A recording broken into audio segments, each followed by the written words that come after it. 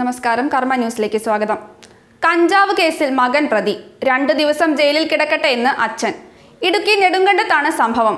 ഹൈറേഞ്ചിൽ വെച്ച് കഞ്ചാവ് ഒളിച്ചു കടത്തുന്നതിനിടെയാണ് 2 വിദ്യാർത്ഥികൾ എക്സൈസ് സംഘത്തിന്റെ പിടിയിലാവുന്നത്. അതിൽ ഒരാൾ എഞ്ചിനീയറിംഗ് വിദ്യാർത്ഥിയായിരുന്നു. ജാമ്യത്തിലെടുക്കാൻ ആളെത്തുമെന്ന് പ്രതീക്ഷിച്ച് പോലീസുകാർ കണ്ടത് ജാമ്യത്തിലെടുക്കാൻ തയ്യാറാവാത്ത അച്ഛനെ. ഒടുവിൽ വിദ്യാർത്ഥിയെ റിമാൻഡ് ചെയ്യേണ്ടി വന്നു. എന്നാൽ മകനെ കഞ്ചാവുമായി പിടിച്ചുവെന്നും ജാമ്യത്തിലെടുക്കാൻ വരണമെന്നും പോലീസുകാർ പിതാവിനെ അറിയിച്ചപ്പോഴാണ് അപ്രതീക്ഷിതമായ മറുപടി പിതാവിൽ നിന്നും വന്നത്. കേസുകളിൽ മക്കൾ കുടുങ്ങുമ്പോൾ ഇരുചെവി അറിയാതെ ഒതുക്കി തീർക്കാനും മക്കളെ രക്ഷപ്പെടുത്താനും ശ്രമിക്കുന്ന മാതാപിതാക്കളുടെ ലോകമാണിത്. മക്കളെ കേസിൽ നിന്നും രക്ഷിക്കാൻ എന്ത് സാഹസത്തിനും പിതാക്കന്മാർ മുതിരും. ഈ സമയത്താണ് സ്വന്തം മകൻ 2 ദിവസം ജയിലിൽ കിടക്കട്ടെ എന്ന് ഈ പിതാവ് പറഞ്ഞത്. മാത്രമല്ല, പോലീസ് സ്റ്റേഷനിൽ മകനെ കാണാൻ പോലും പിതാവ് ചെന്നില്ല. 2 ദിവസം കഴിയുമ്പോൾ അവനെ ജാമ്യത്തിലെടുക്കുമെന്നും അതോടെ അവൻ പഠിക്കുമെന്നും പിതാവ് പറയുന്നു. ബൈക്കിന്റെ ഹെഡ്ലാമ്പിൽ ഒളിപ്പിച്ച നിലയിലായിരുന്നു കഞ്ചാവ്. കൂട്ടുപ്രതിയായ വിദ്യാർത്ഥി പ്രായപൂർത്തിയായിട്ടില്ല. അറസ്റ്റിലായ പ്രതികളെ കോടതിയിൽ ഹാജരാക്കുന്നതിന് മുൻപ് മാതാപിതാക്കളെ വിളിച്ചു വരുത്തിയപ്പോഴാണ് എക്സൈസ് ഉദ്യോഗസ്ഥരെ ഞെട്ടിച്ച അച്ഛന്റെ മറുപടി വന്നത്. ജയിലിൽ കിടന്നാലെങ്കിലും മകൻ നേർവഴി പഠിക്കട്ടെ എന്ന ചിന്തയാവാം ആ അച്ഛൻ ഇങ്ങനെ പ്രതികരിച്ചത്. പ്രായപൂർത്തിയാകാത്തയാളെ ജാമ്യത്തിൽ വിട്ടയച്ചു. വലിയ സാമ്പത്തിക ശേഷി ഇല്ലാത്തവരാണ് 2 വിദ്യാർത്ഥികളുടെ കുടുംബവും.